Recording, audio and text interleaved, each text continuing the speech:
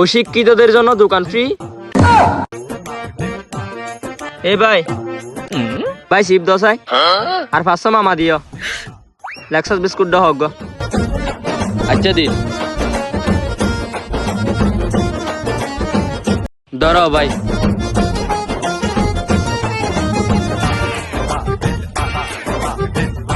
কি বই এদিন জিনিস লয় টিয়া হো ইকে কিয় টিও বই তুই এটা লিখে দিয়ে না অশিক্ষিতদের জন্য দোকান ফ্রি।